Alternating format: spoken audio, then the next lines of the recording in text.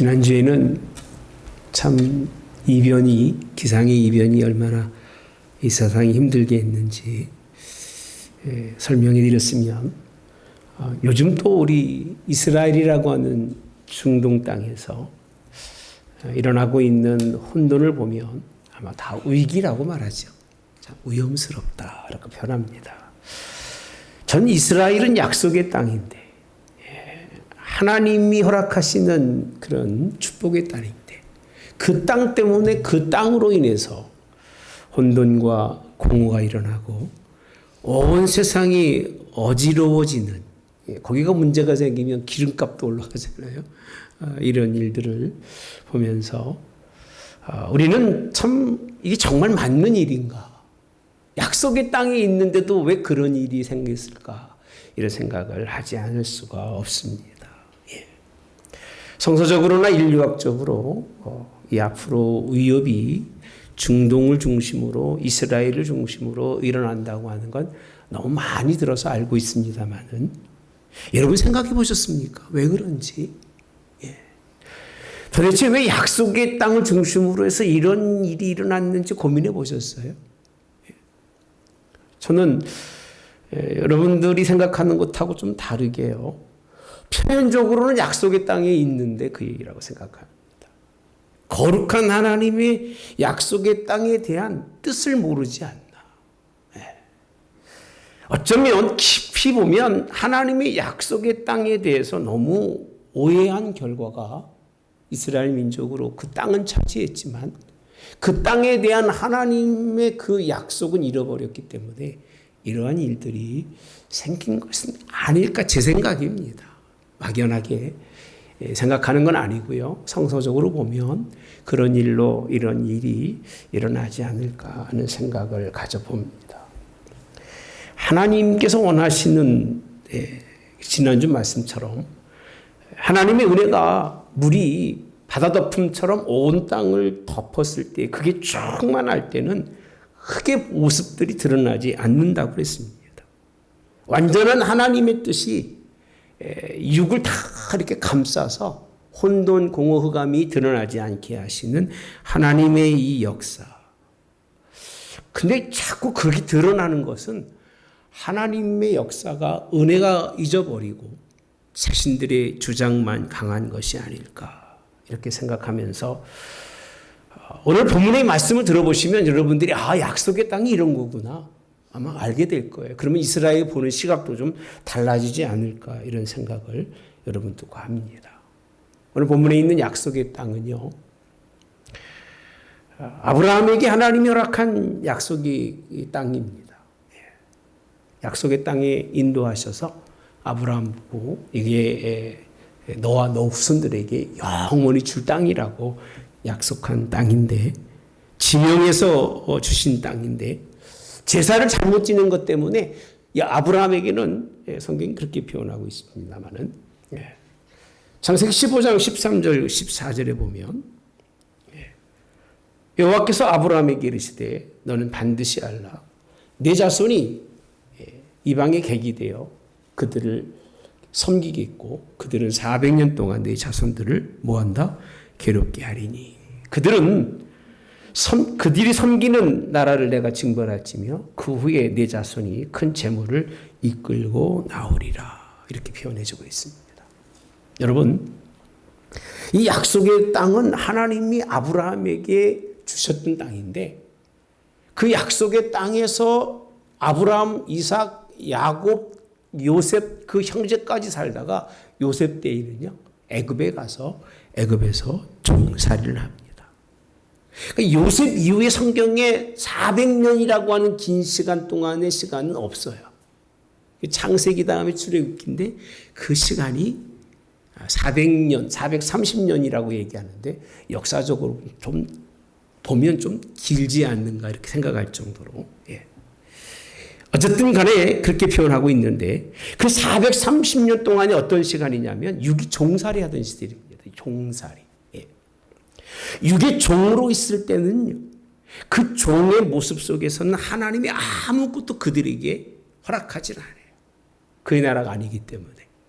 거기에 종살이하던 그들을 하나님이 다시 약속의 땅으로 인도하신다고 말씀해 주신 것이 성경이고, 요셉을 보시면 얼마나 확실하게 알 수 있느냐면요, 창세기 50장에 가보면 마지막 장에 요셉에게 이렇게 말합니다. 요셉이 이렇게 말합니다. 예. 그 형제들에게 이르되 나는 죽을 것이나 하나님이 당신들을 돌보시고 당신들을 이 땅에서 인도하여 내사, 같이 봅시다. 시작.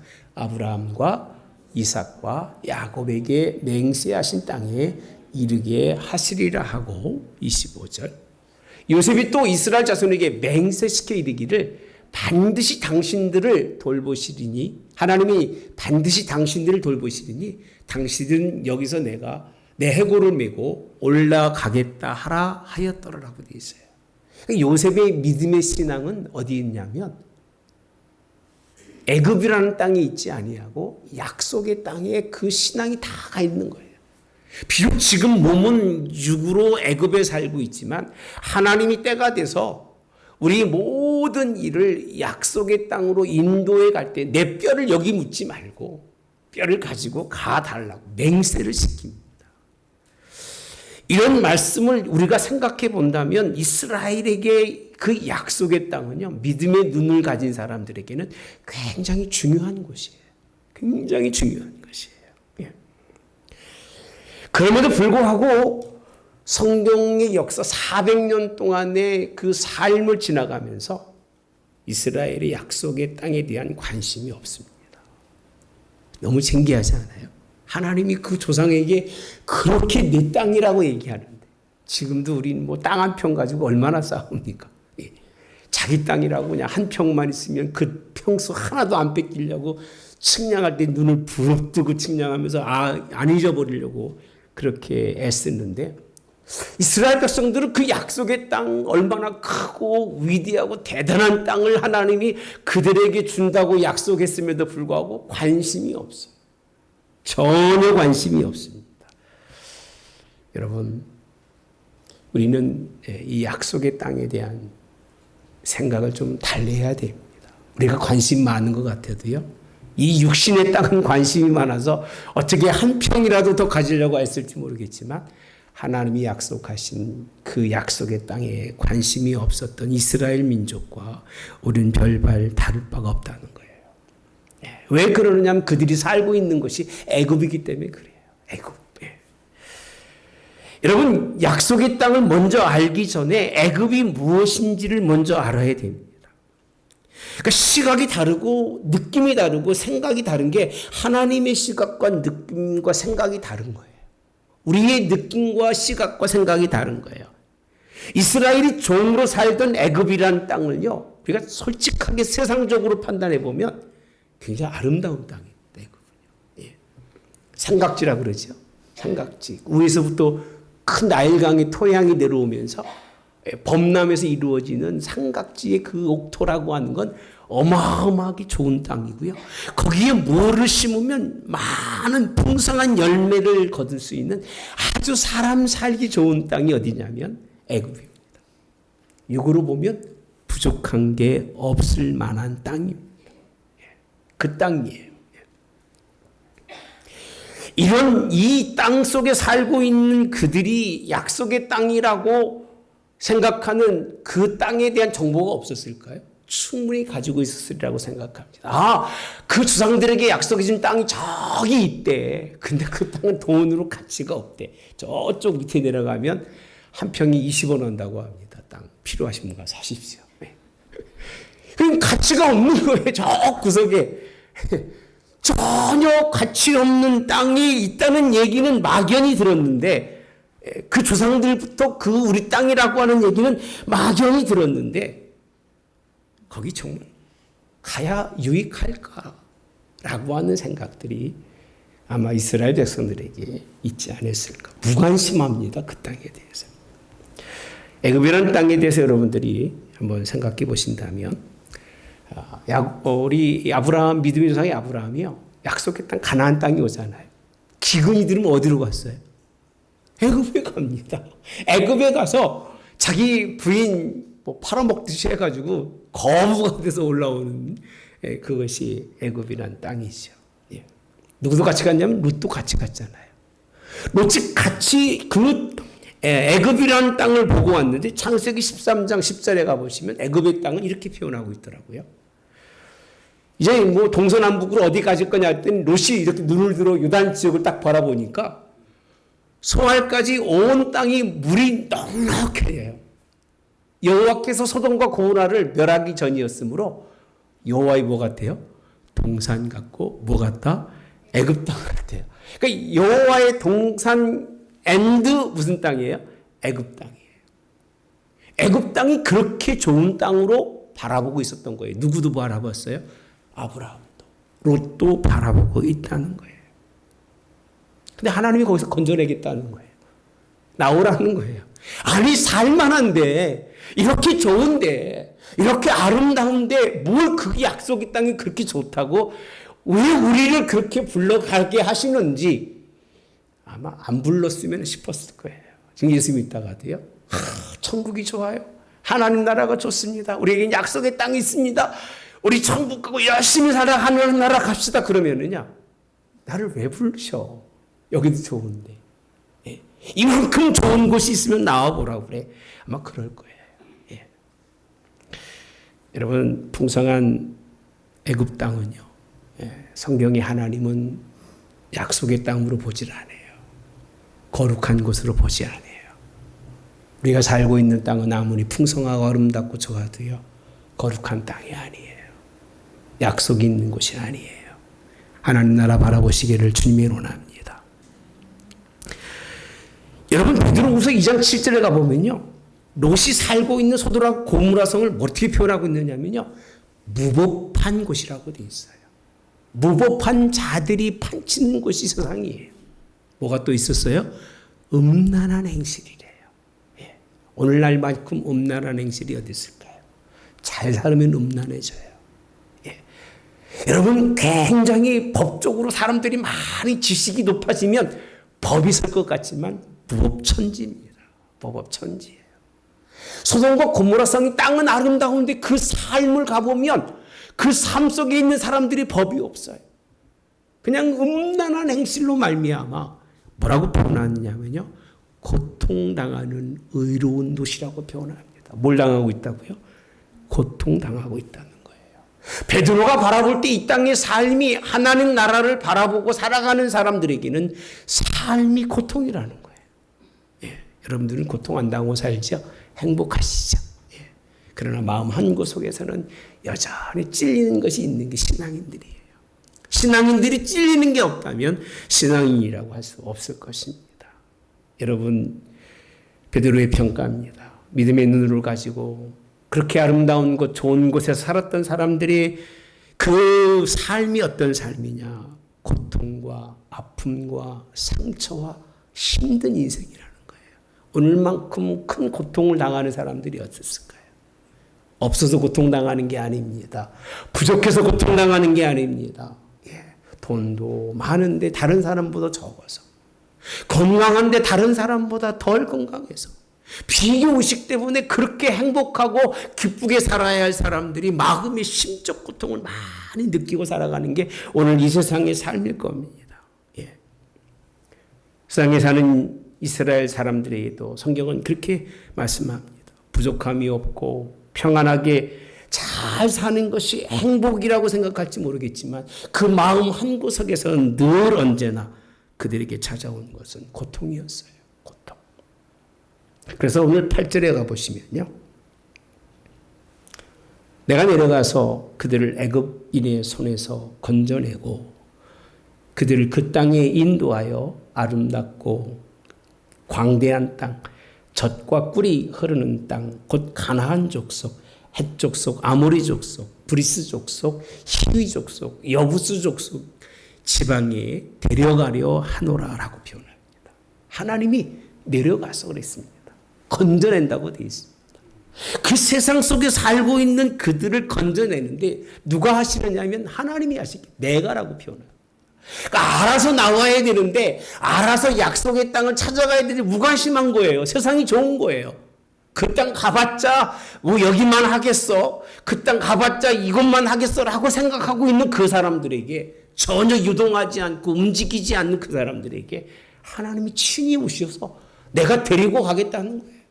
그 정말 아름답고 광대하고 젖과 꿀이 흐르는 그런 땅인지는 물론 부분적으로 그런 곳이 있습니다. 정탐꾼들이 누렸던 것은 그런 것인데 나중에 이스라엘을 보면요, 이스라엘 백성들이 힘들고 어려울 때마다 어디 가면 애굽을 갑니다. 그래서 음란한 이스라엘이라고 표현하죠. 애굽을 사모합니다. 그렇게 좋아해요. 이스라엘 백성들이 광야에서도요, 막 그 하나님 나라 가다가도 힘들고 어려우면 뭐라고 하죠? 어디로 가자? 애굽으로 돌아가자고 합니다. 세상으로 가자는 거예요. 예. 이들이 하나님의 약속의 땅이 무엇인지를 명확하게 몰라요. 먹고 살 만한 땅이 약속의 땅이라고 생각하고요. 나에게 풍족한 열매를 주면 그것이 굉장히 인생의 유익이라고 생각하는데 그만큼 행복하고 그만큼 하나님 안에서 평안을 누리냐라고 물어보면 그렇지 않아요. 많이 고통당하고 살아요. 오늘날 현대인처럼 고통당하는 사람들이 없을 거예요. 정말 고통당해요. 가정이 다 분리되고 이웃과의 관계가 없고 그냥 혼자 사는 거예요.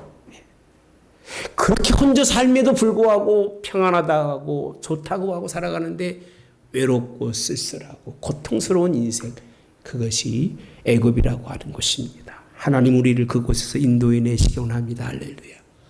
그래서 인도함 받는 여러분 되시기를 주님의 원합니다. 예. 여기 살고 싶으세요? 살아도 괜찮습니다. 살 만큼 하나님께 은혜 주신 대로. 그러나 우리는 하나님이 부르신다면 예하시기를 축복합니다. 예. 거룩한 땅을 향해서 하나님이 불러내셔서 그냥 데리고 가면 좋잖아요. 예. 데리고 가면 얼마나 좋을까요? 근데 하나님이 누굴 부르시느냐 하면 그때 당시 가장 깨어있는 사람을 부르십니다.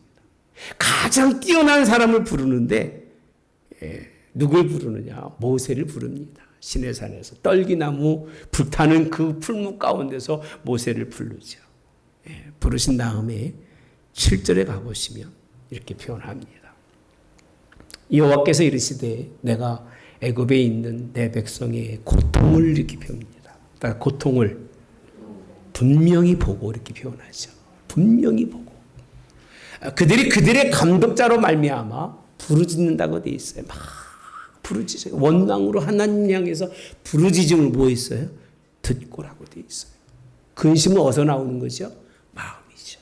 마음에 큰 근심이 있는 것을 어떻게 하셨다고 그랬어요? 알고라고 표현합니다. 알고. 여러분 이게 세상입니다. 9절에 가보시면 이제 가라. 누구 보고 한 얘기해요? 모세 보고 이제 가라. 가서 이스라엘 자손이 부르짖음이 내게 달하고 애굽 사람이 그들을 학대도 괴롭히는 학대도 내가 뭐 했다고 그랬어요? 보았으니 가서 그들을 이끌어내라는 거예요. 아니 처음에 하나님이 하신다고 그러니 이제는 모세 보고 가라는 겁니다. 모세 보고 가라. 하나님은 애굽에서의 삶이 무엇서 부족해서가 아닙니다. 넘치고 좋고 아름답고 살만한 것이지만 무엇이 고통이냐면 하나님을 모르고 사는 게 고통이라는 거예요. 그러니까 하나님 백성들이 하나님을 잊고 살으면 하나님이 그들을 괴롭게 하는 거예요. 나올 생각을 안 하니까. 거기서 빠져나올 생각을 안 하니까 하나님이 그들의 삶 속에 그 애굽 왕을 통해서 그 감독자들을 통해서 굉장히 큰 고통을 주는 거예요. 고통을 주면 나오면 얼마나 좋을까. 나올 생각을 안 해요. 여전히 그 자리에 있습니다. 그래서 하나님은 모세를 부르셨습니다. 근데 10절에 가보시면요. 모세가 하나님 제가 열심히 그 말씀에 뜻에 순종하고 이렇게 말하지 않아요. 이제 내가 너를 바로에게 보내 너에게 내 백성 이스라엘 자손을 애굽에서 인도해 내게 하리라. 11절 시작 같이 봅니다. 시작. 이제 가라. 모세가 여호와께 아뢰되 내가 누구이기에 바로에게 가며 이스라엘 자손을 애굽에서 인도하여 내리까. 내가 누구이기에. 그렇게 믿음 있는 사람도 약속의 땅에 좀 데리고 가서 그들을 좀 살 수 있도록 만들어라 그랬더니요. 모세 같은 사람도 뭐라고 하느냐면 하나님 내가 누군데 이런 일을 합니까? 우리는 편한 말로 소명이 있다. 하나님의 사명감을 가지고 살아간다라고 말하지만 사실은 다 누구나 똑같을 거예요. 훌륭한 목사도 깊이 새겨보면 훌륭한 목사가 없습니다. 뭐 굉장히 똑똑하고 교인이 많으니까 뭐 신 같을 것 같지만 만나보면 그분이나 나나 별 차이가 없을 거예요. 사람은 다 거기서 거길 거예요. 저도 하나님 앞에 항변합니다. Why me? 하나님, 내가 왜 이런 일을? 하나님, 내가 누구에게 이렇게 하나님의 일을 할 수 있습니까? 나는 그럴 만한 자격도 없는 사람이라고 어떻게 보면 일하기 싫어서 피해가고 도망가고 싶은 그 모습 그대로일 거예요. 그러니까 이스라엘이 다 그런 거예요. 누구까지 그랬으니까? 모세까지 그랬으니까. 모세도 안 가겠다는 거예요. 나는 애굽도 안 가고 하나님, 나는 이 가나안 약속의 땅도 싫고 지금 이 광야가 좋으니까 이 광야에서 살겠습니다라고 하는 게 모세인 거예요. 광야까지 나왔으면 그래도 약속의 땅을 좀 바라보면서 이 고생보다는 하나님의 약속이 좋겠습니다라고 했으면 얼마나 좋을까요? 모세는 하나님의 명령에 따라서 쫓아간 것이요. 그가 자원하는 마음으로 사명감을 가지고 소명감을 가지고 간 것은 아닙니다. 거룩한 땅은 하나님께서 여러분들을 불러서 소명을 주셔서 할렐루야. 여러분 나만 가는 것이 아닙니다. 내가 그 길을 걸어가면서 하나님 만나서 다른 사람도 함께 가게 하시는 것이 사명이고 소명인 거예요. 특별한 재주를 주고 뭐 능력을 주어서 그 능력으로 사람을 벌떼같이 이끌고 가는 이런 일은 없습니다. 그건 다 거짓말이에요. 인간이 육으로 태어나서 그 정도로 하나님이 쓰시는 사람이 누가 있을까요? 거의 없어요. 하나님이 이끌어 가시기 때문에 누구처럼요? 모세처럼 그렇게 쓰시는 거예요. 사도 바울도 원래는 하나님 앞에 얼마나 거치는 사람이었습니까? 이리 부딪히고 저리 부딪히는 사람이었어요. 그죠? 그런데 하나님이 그를 준비시키고 준비된 하나님이 그를 사용하신 것이 쓰여진 것이 하나님의 일이시고 하나님의 뜻입니다. 여러분 잘 살고 있는데 왜 하나님 거룩한 땅이라고 말합니까? 오늘날도 마찬가지입니다. 이 세상이 좋습니다. 힘들어도 좋고 아파도 좋고 그냥 살다만 갔으면 좋겠습니다라고 하는 하나님의 약속은 다른 거고 자기 인생이 전혀 다른 것처럼 살아가는 것. 그것은 하나님이 원하시는 일이 아닙니다. 약속의 땅을 바라보시기를 주님이 원합니다. 예. 여러분 이 거룩한 약속의 땅이 왜 필요했을까? 하나님 앞에 그러면요. 그게 그 땅이 그렇게 좋은 땅이 아니라면 왜 하나님이 굳이 이들을 이끌고 거기까지 가셨을까? 이유가 뭘까요? 이게 신앙인 겁니다. 이 얘기를 하고 싶은 거예요. 약속의 땅을 위해서 여러분들 전제적인 조건이 뭘까? 그 이유는요. 성경이 이렇게 말씀합니다. 13절에 12절에 보면 13절부터 봅시다. 시작. 모세가 하나님께 아뢰되 내가 이스라엘 자손에게 가서 이르기를 너희 조상의 하나님이 나를 너희에게 보내셨다 하면 그들이 묻기를 그의 이름이 무엇이냐 하리니 내가 무엇이라고 그들에게 말하리까? 라고 되어 있어요. 누구 이름을 몰라요? 누구 이름을 몰라요? 제가 이 성경을 읽으면서요 깜짝 놀란 게 있었어요. 하나님의 이름을 몰라요. 아니 이스라엘이 하나님의 이름을 모른다니까요. 네. 모세라도 당신은 어떤 하나님이냐? 아브라함의 하나님, 이삭의 하나님, 야곱의 살아계신 하나님이라고 하는 그 하나님에 대해서 전혀 모르는 거예요, 여러분. 이게 그들을 이끌어내는 이유가 세상에 오래 살다 보면 하나님을 잃어버린다니까요. 오죽하면 이사야에서도 하나님을 잃어버린 너희여라고 말할 거예요. 제사도 드리고 예배도 드리고 다 하는데 하나님을 잃어버리는 거예요. 아니 그럴 수가 있어요? 아니 어떻게 하나님을 잃어버립니까?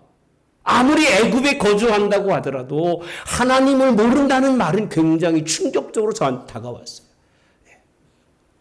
맞아, 팍 맞은 것 같아요. 모세도 보내면서 하는 얘기가 나를 보내면 누가 보냈다고 얘기합니까? 라고 묻습니다. 근데 하나님 오죽 답답했으면 스스로 있는 자라. 13절에 나는 스스로 있는 자라. 13절 하시고 시작. 아닌가요? 14절이네. 미안합니다. 없을 거예요. 하나님이 모세에게 이르시되 나는 스스로 있는 자니라. 또 이르시되 너는 이스라엘 자손에게 이같이 이르기를 스스로 있는 자가 나를 너희에게 보냈다 하라. 이렇게 표현합니다. 하나님 어떤 분이라고요? 스스로 있는 자라는 거예요. 예. 그들을 이끌어내는 이유가 뭐냐면 하나님을 알게 하기 위함이에요. 제가 설교하는 건 여러분들에게 윤리적이나 도덕적인 얘기하려는 게 아닙니다. 여러분. 우리가 아버지 집에 갈 때에 아버지가 누군지를 알아야 가서 아버지라고 부를 거 아니겠어요. 적어도 다른 건 몰라도 신앙생활하다가 하나님 앞에 갔는데 하나님이 누군지도 모르고 아버지 하며 DNA가 다르면 아들이 아니잖아요. 하나님을 알아야 될 거 아니겠어요. 애굽에 살면 하나님을 잃어버려요. 제가 세상과 가까이 하지 않는 이유는 딱 한 가지예요. 하나님을 믿는 믿음을 잃어버릴 것 같아서 그래요. 세상에 얼마나 좋고 좋은 게 많습니까만 가능하면 멀리하는 이유는 하나님 잃어버리게 되면 아버지 앞에 섰을 때 아버지를 아버지라 부를 수 없기 때문에 그러는 거예요.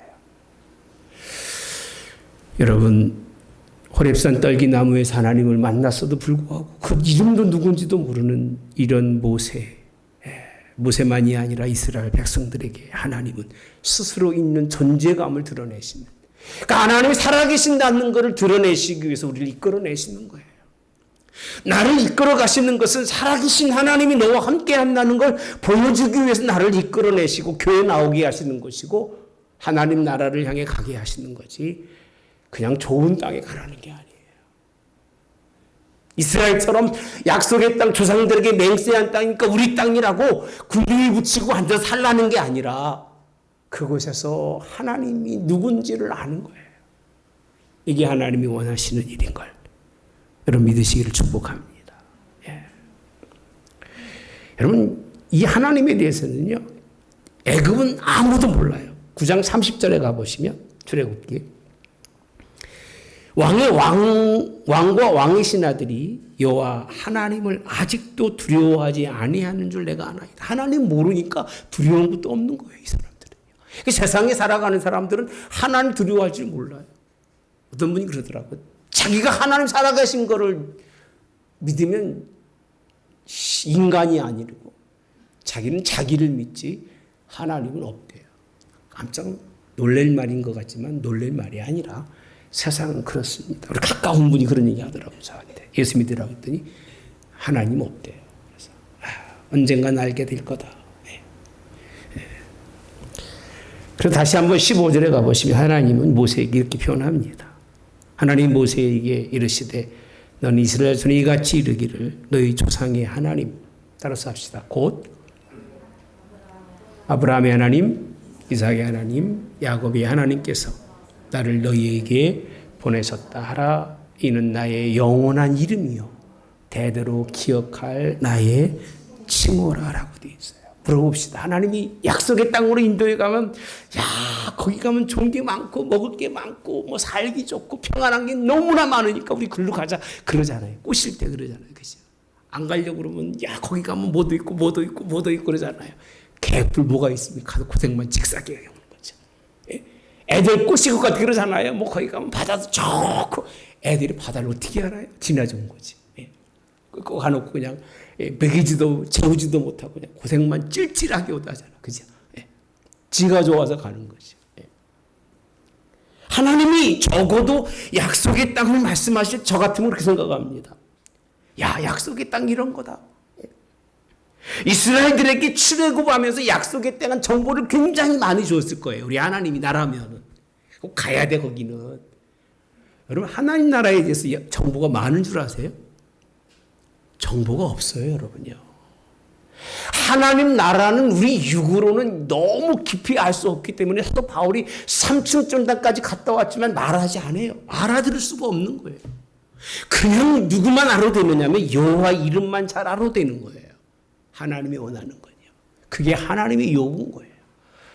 좀 이스라엘이 하나님의 요구를 깨닫고 약속의 땅을 원하는 사람들이 하나님의 이름 알기를 원합니다. 그 이름을 아는 지식. 지난주 마지막에 그랬잖아요. 여호와를 아는 지식이 풍성한 것이 은혜다. 이게 하나님의 뜻이라는 거예요. 여기서도 여호와의 이름에 대해서 말씀하고 있습니다. 예. 약속의 땅이라고 하는 것은 잘되고 번성하는 곳만 아니에요. 하나님 나라는 더더욱 그렇습니다.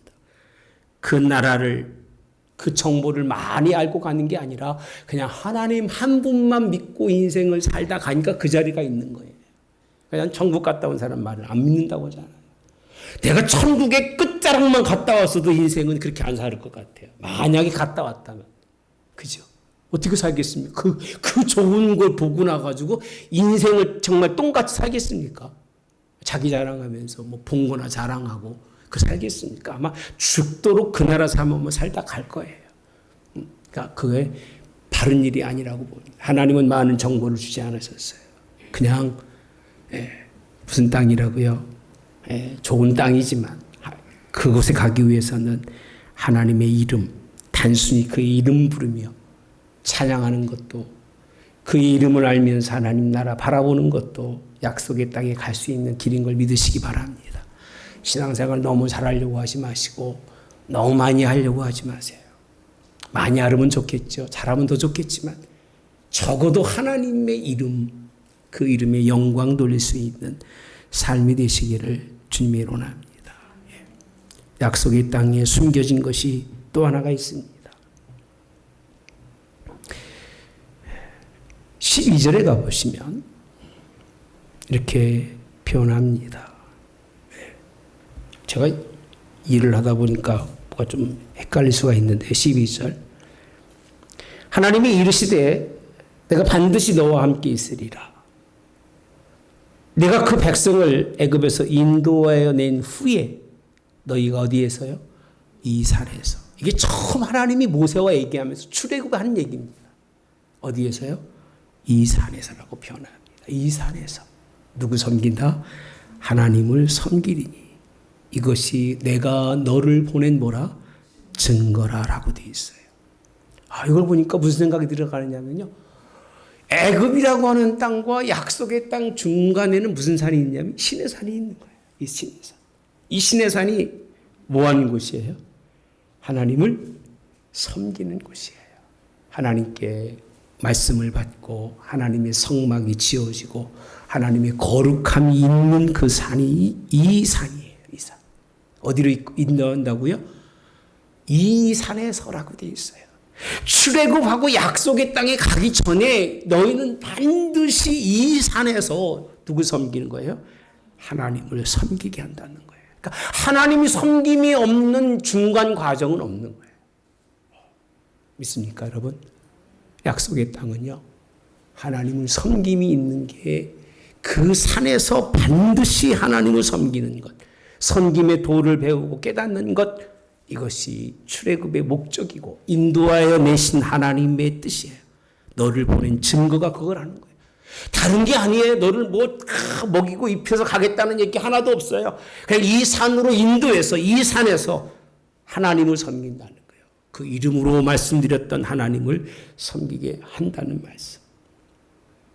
여러분, 하나님 나라 이 땅의 마지막 가기 전에는요, 이 산이 하나님의 교회입니다. 교회에서 하나님을 섬기는 것, 그래야 약속의 땅이 우리에게 허락이 되는 걸 믿습니다. 약속의 땅에서 가기 전에 산에서 뭐 했습니까? 하나님께 제사를 드리고 제사하는 방법과 삶의 모든 것을 다 가르쳤습니다. 거기에서. 그렇게 오늘도 우리 한문교회가 여러분들을 하나님 나라로 인도해 가는 그 중심에 서 있는 교회가 되기를 주님의 원합니다.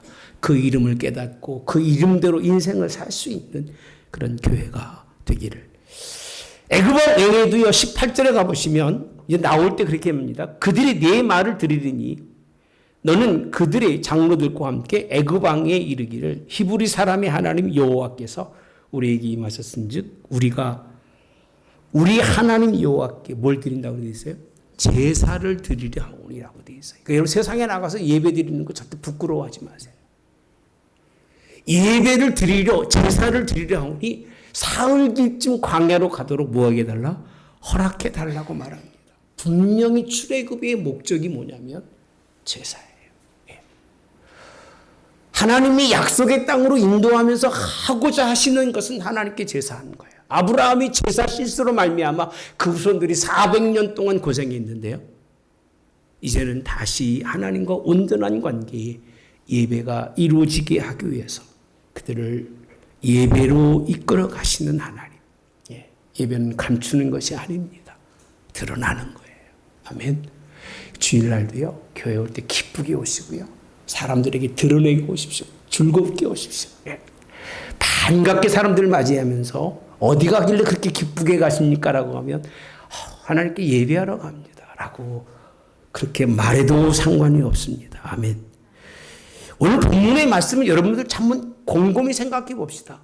이스라엘이라고 한 나라가 지금 약속의 땅에 살고 있으면서 혼돈과 공허와 싸움과 마지막 3차 전쟁까지 이루어진다면 약속의 땅일까요? 저는 그 생각하지는 않아요. 앞으로 하나님이 허락하실 약속의 땅이 저와 같다면 저는 아니라고 생각합니다. 하나님이 그들을 이끌어내신 이유는 그 땅에 보내시기 위함이 아니라 그 땅에 가기까지 무엇을 알기 원하느냐? 하나님의 이름을 알기 원하시는 거예요. 하나님이 누군지를 알기 원하시고, 그리고 그 과정이 가장 중요한 것은 무슨 산이라고요? 이 산이에요. 이 산에서 뭐 한다고요? 하나님께 제사하는 거예요. 하나님의 법에 따라, 하나님의 양식에 따라, 하나님의 뜻대로 하나님께 제사하는 것을 통해서 하나님이 인정하시고 그들을 어디로 보낸다? 약속의 땅에 들어가게 하신다는 거예요. 우리의 약속의 땅은 이 땅에 없습니다. 하나님 나라가 약속의 땅이 되시기를 축복합니다. 예. 그 땅을 여러분에게 허락하셨다면 그 사람은요, 그렇게 인도해 가신다면 뭘 알게 하신다고요? 하나님의 이름을 알게 하십니다. 그냥 땅이 풍성하고 비옥하고 좋은 땅이 아니라 언약이 있는 것입니다. 하나님과의 만남의 약속, 거룩한 하나님의 교회를 통해서 그 모습 그대로 가지고 가도록 만들어진 것이 약속의 땅이에요. 거기 가서 다르게 살라는 게 아니에요. 오죽하면 다 있는 사람들을 내쫓으라고 하는 것은 그 하나님의 뜻이 어긋나서 자기들이 세상과 또 동조가 돼서 거기도 애굽이 될까 봐 하나님은 다 내쫓으라고 말씀하시는 거예요. 이 세상 속에 살지만 하늘 보좌에 앉아 이 땅을 살아가는 여러분 되시기를 바랍니다. 제가 굉장히 잘 쓰는 단어 중에 하나입니다. 교회는 언약과 약속이 있는 것이고 여러분들을 하나님께로 가장 잘 이끌어갈 수 있는 아름다운 곳인데, 이곳에서의 오늘 이 예배가 여러분들을 구별하시며 하나님 만나는 그런 장으로 이끌어가는 큰 힘이 되는 예배가 되어지기를, 그렇게 여러분들이 승리해서 마지막에 하나님 앞에 설 수 있는 저 여러분이 되시기를, 저 나라에 있는 약속의 땅을 향해 갈 수 있는 축복의 사람 되시기를 주님의 이름으로 원합니다. 좋으신 하나님, 단순하게 약속의 땅, 그저 땅 주면 좋고 더 넓은 땅을 주면 좋고 가치성이 있으면 더 좋은 땅, 그것은 육이 원하는 일이고 흙이 바라는 일이지만 우리의 마음의 중심에 있는 영은 이 땅이 아닙니다. 우리를 창조하시고 지으신 하나님의 그 나라입니다. 육을 던져버리고 하나님 앞에 섰을 때에 그 나라가 있기를 원합니다. 오늘 또 주시는 말씀처럼 우리를 그것으로 인도해 주시기 원합니다.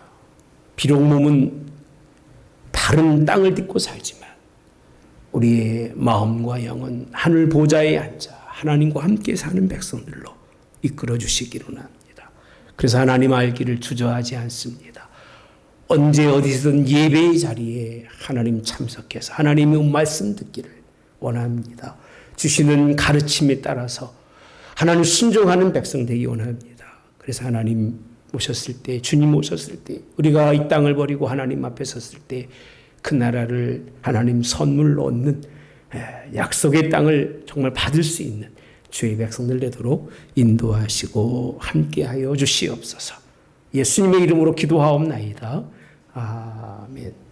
지금은 우리 주 예수 그리스도의 은혜와 하나님 아버지의 극진하신 사랑하심과 성령의 교통 역사 함께하심이 충만한 약속의 땅을 향하여 바라보고 걸어가는 온 성도들 머리 위에 영원히 함께하여 승리하되 그를 아는 지식으로 그에게 제사하는 것으로 그 앞에 설 수 있게 하옵기를 성부와 성자와 성령의 이름으로 축원하옵나이다. 아멘.